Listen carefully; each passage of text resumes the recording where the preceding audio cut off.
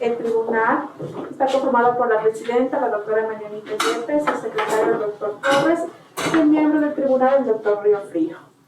Es importante indicarle que tiene 30 minutos para la defensa de sus dos casos. Mucha suerte. Muchas gracias. Buenas tardes, doctor. Buenas tardes, Justo muy amable. tiene 15 minutos para su primer caso. Concluida su exposición o antes de esto mismo, si nosotros apreciamos que tiene algún punto que debe ser aclarado, le haremos preguntas, doctor. Continúe, por favor. Bien, muchas gracias. ¿Puedo hacerlo sentado? ¿Cómo usted se sienta más cómodo? Como me sienta más cómodo. También puede prescindir de la mascarilla para poder hablar mejor. ¿Puedo prescindir de la Sí, mascarilla? sí. Perfecto. Lo que creo que no se puede utilizar la computadora. No puedo utilizar. No puedo utilizar la computadora. Recuerdo el artículo 55, salvo que tenga alguna norma que pueda referirse, no puede dar lectura a ningún documento. Como consulta, Los casos sí. sí, como consulta. Bien, muchas gracias. Bien, me han sorteado dos casos que tienen que ver con acciones de carácter penal, específicamente con recursos de casación. En el primer caso que he sido sorteado, se trata de un caso específicamente de uso doloso de documento privado falso y asimismo de peculado. Se habla de un concurso real en el cual se ha imputado a dos procesados las penas por ambos delitos, se han acumulado las penas y se ha impuesto una pena única. El caso tiene como referencia o como antecedente de hecho de que un ciudadano X va a un banco tal y deposita una determinada cantidad de dinero a plazo fijo con un interés. Funcionarios de ese banco, dos funcionarios específicamente de ese banco, al momento de cobrar su interés, efectivamente cobra su interés el ciudadano que depositó el dinero, pero ve que le debitan $200.000 de su cuenta. Por eso de ahí pone una denuncia porque el certificado de depósito que él dejó no le fue entregado por el banco, sino que le fue entregado a un funcionario del banco, y por lo tanto le han falsificado su firma. Por eso él pone la denuncia porque le han falsificado su firma y porque le han debitado de su cuenta la cantidad de $200.000. La Fiscalía inicia la instrucción fiscal por el delito de uso doloso de documento privado y asimismo por el delito de peculado financiero. El tribunal dicta sentencia condenatoria por estos dos delitos. Los procesados apelan a esta sentencia y la Corte Provincial ratifica la sentencia. Y los procesados interponen el recurso de casación. Me voy a permitir leer los cargos del recurso de casación que interponen los procesados con la finalidad de entrar a resolver en mi calidad de postulante y haciendo las veces del juez de casación de la Corte Nacional de Justicia el presente caso. Los cargos que formulan los recurrentes son los siguientes. Interponen el recurso de casación por inobservancia, dicen específicamente, del artículo 233 de la Constitución de la República y en igual sentido el artículo 121 de la Constitución Política de Entidades Públicas para los particulares de 121 de la Constitución Política del Ecuador, inmediatamente anterior a la que estaba vigente, en la cual ellos dicen que para el delito de peculado se necesita que intervenga un funcionario público y que por lo tanto para que exista el extraneus, que se conoce el intraneus y el extraneus, es necesario que exista el intraneus. Entonces ellos dicen, no pueden haberme aplicado a mí, existe una contravención expresa por cuanto no se aplicó el artículo 233 de la Constitución de la República. Ese es el primer cargo para más o menos irnos centrando en los cargos formulados por los recurrentes. El segundo cargo que ellos dicen es que para el ejercicio de la acción pública en los delitos de peculado, el Código Orgánico Integral Penal establecía claramente que se necesitaba el informe de la Contraloría General del Estado como requisito de procedibilidad. y por lo tanto hay violación a la ley porque no se cumplió con este requisito. Segundo cargo casacional que imputan los recurrentes. Tercer cargo que ellos establecen son el artículo 2553 del Código Civil, que establece prácticamente que cuando uno da una póliza a favor de una entidad pública, a favor de una entidad financiera, lo que existe es un préstamo. Y por lo tanto, ese dinero ya no es del depositante, sino que es del banco. Y por lo tanto, no puede existir peculado. No puede existir peculado porque el dinero ya no le correspondía a la persona denunciante o a la víctima, en este caso porque él lo había dado en calidad de préstamo. Ese es el siguiente cargo por falta de aplicación del artículo 2553. Y finalmente, alega él que existe violación en la sentencia por cuanto será condenado no solo por peculado, sino también por uso de documento privado falso cuando ya había prescrito el ejercicio de la acción penal, por lo que el delito es sancionado con pena de 3 años de prisión, habiendo operado la prescripción por haber transcurrido ante la sentencia el 21 de octubre de 2019 más de 5 años. Por lo tanto, él dice, el delito de uso doloso de documento privado estaba prescrito al momento que se emitió la sentencia. Esos son los cargos casacionales. En primer lugar, debemos tener en cuenta que el artículo 184.1 de la Constitución de la República del Ecuador, así como el artículo 186.1 del Código Orgánico de la Función Judicial, reformado actualmente, establecen que es competencia de la Sala Especializada de lo Penal, Penal Militar, Penal Policial, Tránsito, Corrupción y Crimen Organizado de la Corte Nacional de Justicia, conocer y resolver los recursos de revisión y casación. El derecho a recurrir se encuentra contemplado, como bien lo conocen ustedes, en el artículo 76.7, literal M de la Constitución de la República, que es un derecho y una garantía a la misma vez, que más o menos dice la Constitución de la República: en todo proceso en el que se determinen derechos y obligaciones de cualquier orden, se asegurará las siguientes garantías del debido proceso mínima. Numeral 7. Se asegurará el derecho a la defensa, la siguiente garantía: el derecho a recurrir de la resolución o fallo en todos los procedimientos en los que se decida sobre su derecho.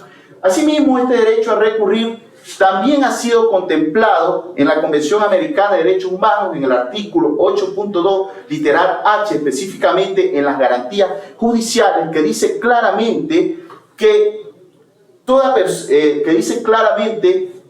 que durante la tramitación de un proceso, toda persona tiene derecho en igualdad de condiciones a recurrir al fallo, y lo podemos encontrar también en el artículo 14.5 de la Convención Interamericana de Derechos Civiles y Políticos. Asimismo, la Corte Constitucional, en sentencia 095-14-CC del 4 de junio del año 2014, se ha pronunciado sobre el derecho de las personas a recurrir. Y dice claramente la Corte Constitucional: la facultad de recurrir lleva implícita esa posibilidad de que su caso sea resuelto por un tribunal superior dentro de este mismo sistema jurisdiccional. Por eso es que se han establecido varios grados de jurisdicción con la finalidad de reforzar la protección de los justiciables, dice la Corte Constitucional. Pero sin embargo, también la Corte Constitucional dice: hay que tener en cuenta que todos los derechos constitucionales pueden ser limitados por la Constitución y la ley. Por lo tanto, el derecho a recurrir puede ser limitado siempre y cuando exista la necesidad de proteger los derechos de los más intervinientes, teniendo siempre en cuenta, lógicamente, los principios de necesidad, idoneidad y proporcionalidad. También la Corte Interamericana de Derechos Humanos ha hecho referencia a lo que se puede conocer como un recurso idóneo y efectivo, y esto lo podemos encontrar en algunos fallos. Podemos citar, no sé si me pasa el tiempo, por eso estoy un poco preocupado. Bueno, podemos citar, si me pueden decir, para irme concentrando en el tema específico. Bien, El recurso de casación, vamos a entrar directamente por la falta de tiempo, vamos a entrar directamente a lo que es el recurso de casación. El recurso de casación se encuentra regulado en nuestro Código Orgánico Integral Penal en el artículo 656. Dice el artículo 656 del Código Orgánico Integral Penal: la casación es competencia de la Corte Nacional de Justicia y procede contra sentencias cuando la sentencia se haya violado la ley, sea por contravenir expresamente su texto, sea por haber hecho una indebida aplicación de ella o sea por haberla erróneamente interpretado. Son inadmisibles los recursos de casación que tengan como finalidad revisar hechos o realizar una nueva revalorización de la prueba. La doctrina y la jurisprudencia, no les voy a cansar mucho en esto, ha sostenido claramente que el recurso de casación es un recurso extraordinario, es un recurso limitado, es un recurso técnico-jurídico que está sujeto a varios principios, como principio de taxatividad, principio de autonomía, principio de trascendencia, principio de limitación, principio de prioridad y entre otros principios. Pero específicamente en el principio de taxatividad solo procede el recurso de casación por las causales establecidas en la ley, que ya las mencioné.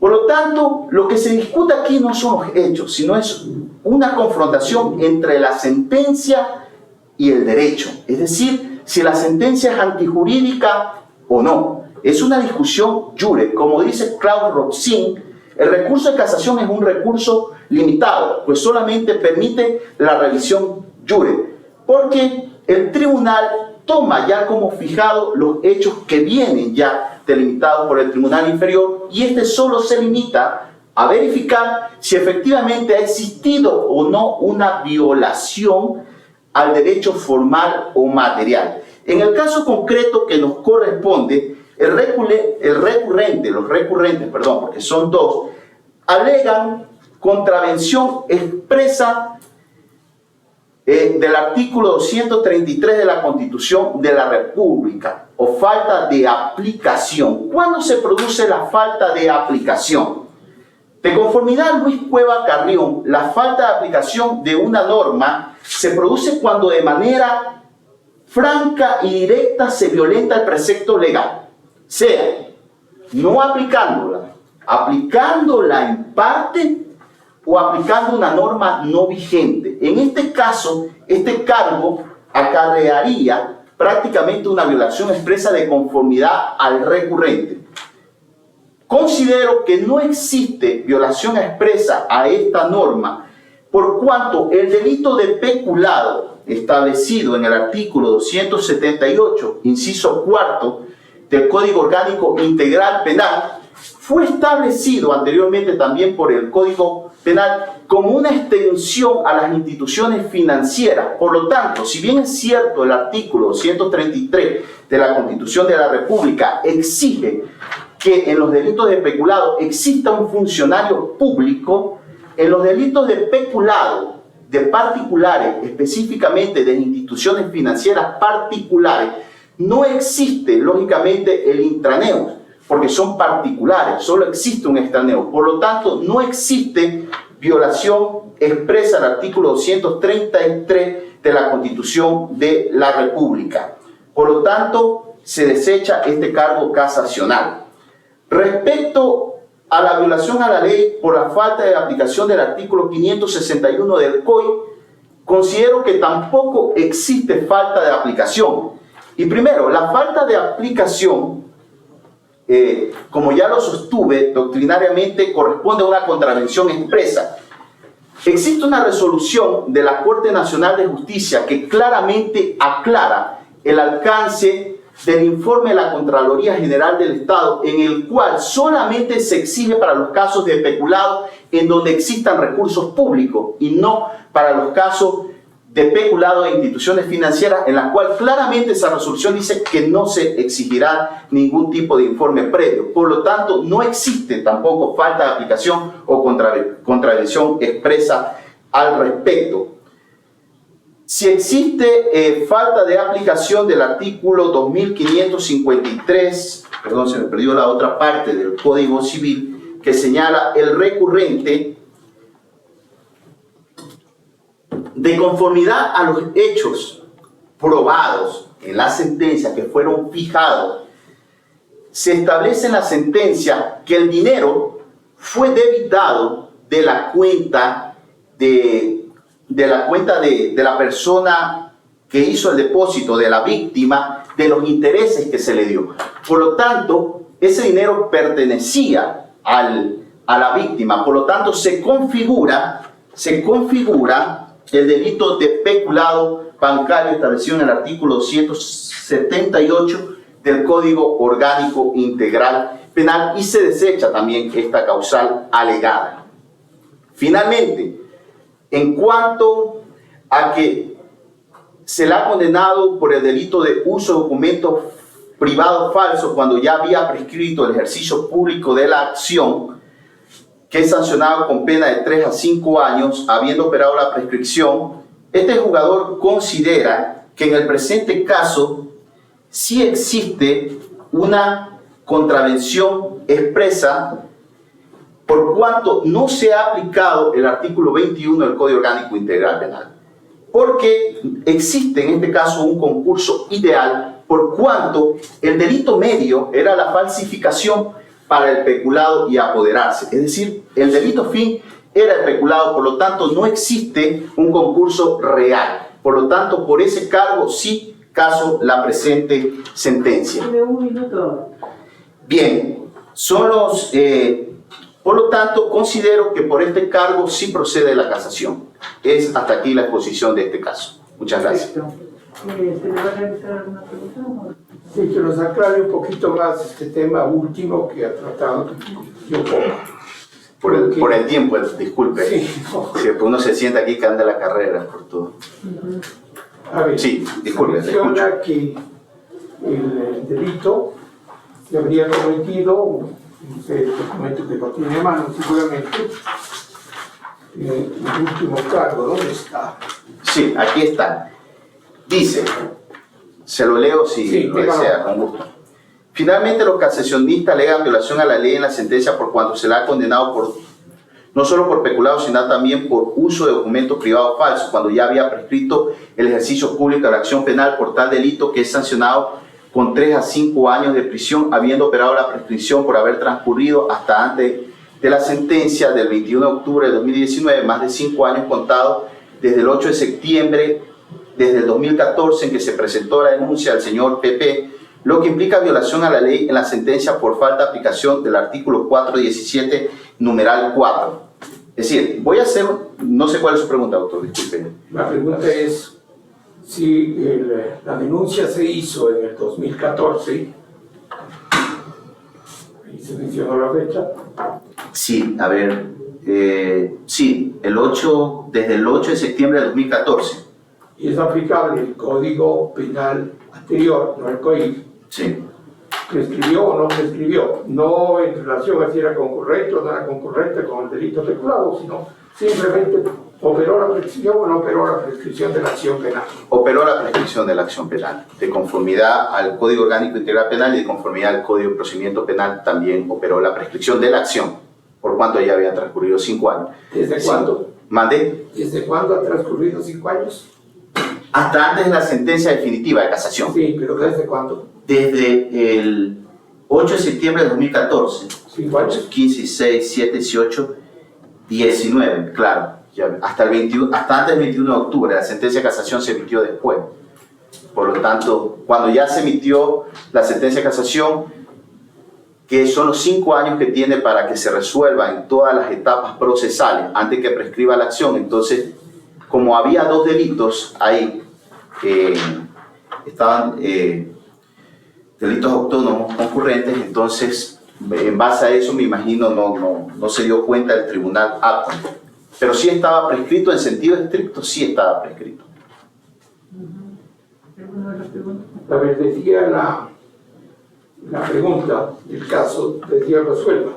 El postulante debe dictar sentencia debidamente motivada en la forma que exige el literal L del numeral 7 del artículo 76 de la Constitución, debiendo analizar si en la sentencia impugnada no se cumplió precisamente el deber de motivación bajo los parámetros de razonabilidad, lógica y comprensibilidad que deberá definir en qué consiste. Ese es en el segundo caso, doctor, que todavía no hemos entrado. Discúlpeme. Sí.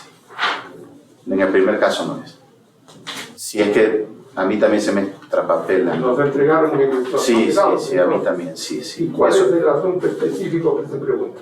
En el primer caso está, el postulante deberá resolver el recurso de casación como si estuviera dictando la respectiva sentencia y deberá hacerlo con la debida motivación en la forma que exige el literal L numeral 7 del artículo 76 de la Constitución de la República. Ya, ¿Qué exige el artículo 76 en cuanto a la forma de la motivación? Ya, exige la motivación en sí, es un derecho de los sujetos procesales y es un deber de los operadores de justicia. La motivación exige la aplicación de las normas pertinentes y su concatenación con los hechos específicos al caso concreto. Es decir, no es solamente una enunciación de normas, sino cómo estas normas se adecúan al caso concreto y específico. De conformidad a lo que ha sostenido la Corte Constitucional, la motivación debe tener razonabilidad, lógica y comprensibilidad, que son los tres requisitos que la jurisprudencia constitucional ha establecido. Dentro de la razonabilidad es justamente establecer las normas pertinentes para resolver determinado caso, que esas normas busquen de una u otra manera encuadrarse en el caso en concreto. La lógica es la coherencia entre las premisas con la finalidad de dar respuesta a la resolución final, y la comprensibilidad es justamente no resolver el caso solamente para las partes procesales, sino para el auditorio general. Este auditorio general es en sí la sociedad, porque los jueces se legitiman a través de sus resoluciones. Es decir, es la forma en que la función judicial se legitima, porque no tiene una legitimación a través de elecciones populares, sino a través de concursos de mérito y oposición. Entonces debe hacerlo en un lenguaje comprensible, llano, sencillo y eficaz. Doctor, si operó la prescripción respecto del delito de uso de documento privado, ¿en qué afecta a la sentencia en sí que condenó a la pena de prisión del delito de peculado? Porque se casa la sentencia, ¿y en qué le deja entonces a la sentencia? Se le deja con el delito de peculado en la pena de 10 a 13 años. En la pena de 10 años se casa la sentencia en ese aspecto. Es decir, esto es lo que se conoce como la casación platónica. Es decir, la casación lo que busca es el interés público, el imperio de la ley, o la función nomofiláctica que se conoce, ¿no? Entonces, cuando ese interés público coincide con el interés privado, se repara el agravio, ¿sí o no? Pero cuando no coincide, entonces, por más que se case la sentencia, la pena queda igual. No me recuerdo en este caso, específicamente por la premura, cuál fue la pena que se le impuso al recurrente. Déjame revisarlo. Pero en todo caso, lo que se corregiría... Sí, 10 años. 10 años se corregiría es la pena que se le impuso al recurrente. En este ¿Qué caso, pena le pondría? la pena mínima de 10 años por no observarse dentro del proceso que dentro de los hechos probados el tribunal haya establecido alguna causal de, alguna atenuante o alguna agravante determinada. No se observa que el tribunal haya establecido aquello, por lo tanto la pena que le corresponde es la pena de 10 años. Gracias por mi doctor. Yo una sola le voy a preguntar. Sí, doctor. Respecto de las causales de casación. Usted mencionó la falta de aplicación. Sí. ¿Por qué le mencionó la falta de aplicación? Porque a ver, dentro de materia penal, en materia penal está conocida como contravención expresa. En materia civil se conoce como falta de aplicación. Sí, pero estamos en materia. Claro, sí. Estamos en materia penal, es contravención expresa, que se produce por no aplicar una norma, por aplicarla parcialmente o por aplicar una norma derogada, de conformidad a Luis Cueva Carrión, como lo mencioné. Entonces, es ¿La una única fuente es Luis Cueva Carrión? ¿Perdón? ¿La única fuente es el doctor Cueva? No, hay otras fuentes que en este momento, ¿Todas lógicamente... coinciden con la misma posición? A ver, la Corte Nacional de Justicia, en su resolución 10/2015, en la cual analiza la admisibilidad del recurso de casación, establece por falta de aplicación por contravención expresa, perdón. Dice contravención expresa se produce cuando se ha dejado de utilizar una norma jurídica sin considerar que los hechos que el tribunal ha considerado probados después de la valoración probatoria guardan una identidad objetiva con el supuesto fáctico de la norma. Entonces, coincide con la resolución de la Corte Nacional de Justicia 10/2015 sobre la admisibilidad. Bueno, gracias. Vamos al siguiente caso. Permítame un segundo, muy amables. Es que también tengo un poco de desordenado. Bien, el siguiente caso se trata específicamente de un ciudadano que gira un pagaré a nombre de una tercera persona, y esta tercera persona, que es la deudora, le endosa ese pagaré a otro ciudadano. Esta persona que está aquí en el medio, la deudora original, lógicamente fallece, ¿sí o no? Entonces, perdón, el acreedor fallece. El acreedor fallece, pero le endosó esa creencia a una tercera persona. Entonces, esta tercera persona, que es dueña de esa creencia, va a un juicio civil a cobrar ese pagaré por falta de pago. Y en el juicio civil, lógicamente, dentro de las excepciones que ha de haber puesto el demandado, es la falsificación de su firma. Entonces dice el demandado que esa no es su firma, y en el juicio civil efectivamente se declara la falsificación de su firma, y bajo este antecedente se inicia un proceso penal. ¿Contra quién se inicia el proceso penal? Contra la persona a la cual se había endosado ese pagaré finalmente, ¿sí o no? Porque el acreedor original ya había fallecido, ¿sí o no? En base a esto, la Fiscalía General del Estado acusó al procesado por ser autor de falsificación por el delito tipificado en el artículo 327 del COI, por el uso de documentos falsos lo acusó por el uso de documentos falsos al que se refiere el último inciso del artículo 328 y viden, por haber presentado la letra de cambio con firma falsificada de la aceptante en el juicio civil promovido contra Abelardo Pérez.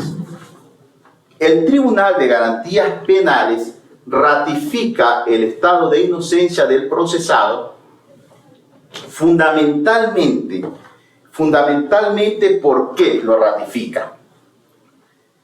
Porque dice, si bien se había probado la falsificación de la firma del aceptante de la letra de cambio y el uso de la letra para demandar civilmente al endosante de la misma, no se comprobó que el accionante que usó la letra lo hizo a sabiendas de su falsedad.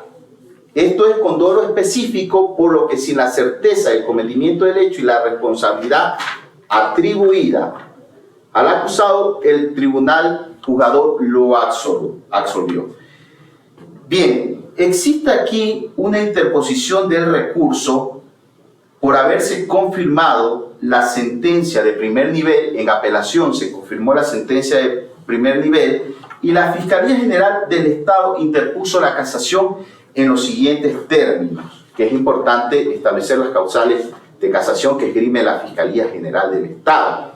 La Fiscalía dice, tanto en la sentencia del Tribunal Acuen como en la de segunda instancia, no se cumplió lo dispuesto en el literal L del numeral 7 del artículo 76 de la Constitución de la República, que trata del deber de motivación, puesto que en la sentencia no existe coherencia, no es lógica, no es razonable ni comprensible, ya que el Tribunal de Apelación en la parte emotiva ha hecho relación a varios elementos probatorios. Sin embargo, en la parte resolutiva se olvidó de aquellos elementos indicados. En su inicio se dijo que existe prueba de la falsificación de la letra de cambio, uso de la misma por parte del acusado, y luego se manifiesta que no hay un uso del documento falso, que por lo expuesto debe declarar la nulidad de la sentencia para que con la debida motivación se dicte otra en la que con valoración de la prueba en la sala crítica se declare comprobado el uso de documentos falsos por parte del procesado y se dé la condena a la pena de privación de libertad de menos de 3 años aplicando el tipo penal del artículo 328 del COI. El procesado no recurrente en lo principal manifestó. Bien, sí, voy a omitir esta parte. La idea de la prueba es que en la primera parte haga la determinación del problema jurídico Perfecto. a resolver, entonces no de leer. No es permitido leer. Se nos va el tiempo. Bien, perfecto. El problema jurídico... Hizo ya casi 12 minutos en antecedentes. Nos queda poquísimo para... Bien, perdón. Sí. El problema jurídico a resolver es si procede la causal de casación establecida por parte de la Fiscalía General del Estado, específicamente si existe violación al artículo 76, numeral 7 de la Constitución de la República por existir falta de motivación. Ese es el problema jurídico a resolver. En el presente caso hay que establecer lo siguiente. Si bien es cierto, la jurisprudencia que se ha establecido a través de las salas de la Corte Nacional de Justicia, específicamente en la Sala de lo Penal, identifica que procede la casación por falta de motivación por nulidad constitucional. Eso ha sido ya unánime en la Corte Nacional de Justicia, que puede ser propuesto como un cargo casacional. En el presente caso, lo que hay que analizar es si efectivamente la sentencia del Tribunal de Apelación incurre en falta de motivación, por cuanto, al ser un derecho del debido proceso, toda sentencia que no se encuentre motivada acarrea una nulidad constitucional, ¿sí o no? Pero también hay que tener presente que esta nulidad constitucional hay que anclarla siempre, como de una u otra manera, lo ha dicho la Corte Constitucional, a una causal de legalidad, que también está establecido en el artículo 622 del Código Orgánico Integral Penal, cuáles son los requisitos de la sentencia.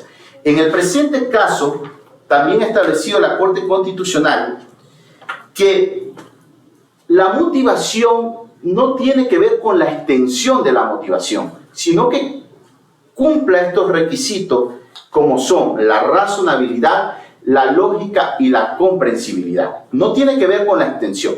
No tengo el fallo completo, pero de lo que tengo aquí, de lo que el caso en concreto responde, diríamos nosotros que no se enuncian las normas y principios jurídicos en los cuales se fundamenta el fallo. Por lo tanto, no existe el requisito de razonabilidad. En cuanto al requisito de lógica, no existe la premisa mayor por la cual el Tribunal de Apelación, bajo el principio de indecibilidad, con el Tribunal ACUEN, establezca bajo qué figura tipicidad, antijuricidad o culpabilidad es que se enmarca el dolo específico que ellos establecen. Por lo tanto, tampoco existe el principio de lógica y de comprensibilidad. Por ende, entiendo que la sentencia tampoco es comprensible a no entender los dos requisitos antes mencionados, por lo que en el caso concreto y específico, al no haberse cumplido los requisitos antes mencionados, que es lo que tenemos en el caso práctico y concreto, declararía la nulidad constitucional. No se podría hacer una revalorización de la prueba, como lo pide la Fiscalía General del Estado, en este caso concreto, respecto a que se declare la responsabilidad de la persona acusada de conformidad al artículo 328 del Código Orgánico Integral Penal, sino que se remite nuevamente al Tribunal ACUEN con la finalidad de que cumpla el requisito de motivación que establece la Constitución de la República. Gracias. Bien, ¿alguna pregunta? No. ¿Usted considera, doctor, que es procedente que la Sala Penal declare la nulidad de una sentencia que no está debidamente motivada? Yo considero que la declaración de nulidad constitucional y en casación, que justamente se está rompiendo este principio, los jueces tienen que aplicar la Constitución, tienen que aplicar la ley y tienen que aplicar las normas y tratados internacionales. Si emana directamente una violación constitucional, hay una violación constitucional directa y la Constitución es norma suprema. Y por lo tanto la violación constitucional, desde mi punto de vista, procede porque para que un acto sea jurídicamente válido debe contener este requisito mínimo. Una cosa es que nosotros discrepemos o no estemos de acuerdo con la motivación de una sentencia, y otra cosa diferente es que no exista motivación. Por lo tanto, puede existir una motivación errada, pero existe la motivación, existe ¿Cómo sería la motivación errada? La motivación errada podría darse efectivamente, por decir un ejemplo, cuando se parte de una premisa falsa. Es una motivación Si se parte de una premisa falsa, lógicamente se llega a una conclusión errada. Pero esto no se puede atacar a través del recurso de casación, sino de un recurso ordinario, como un recurso de apelación, en lo cual podemos decir, ahí sí, atacar la motivación que es errada. Existe una motivación del Tribunal de Garantías Penales, pero es una motivación errada porque parte de una premisa falsa. Por lo tanto, actualmente la Corte Constitucional está modificando un poco este criterio de la Corte Constitucional anterior de los 3 requisitos, por cuanto la Corte Constitucional ya solo se limita a ver si existe motivación o no existe motivación o existe insuficiencia de motivación. Ya no está aplicando, la actual Corte Constitucional está cambiando un poco este parámetro, ya no está aplicando estos 3 requisitos actualmente. Sí, ha cambiado un poco la jurisprudencia de la Corte Constitucional. Pero no les está en esa modificando ni dejando sin efecto. No. Lo está complementando con ciertas posiciones que tienen. Claro, no ha dicho que no se pueda aplicar estos 3 requisitos, que fue una jurisprudencia unánime desde el año 2012 de parte de la Corte Constitucional. Bueno, muchas gracias. Muchas gracias, doctora, muy amable. Me retiro, saco mi pendrive. Muchas gracias. Los apuntes, sí, los casos. Esto aquí también. Gracias. A ustedes.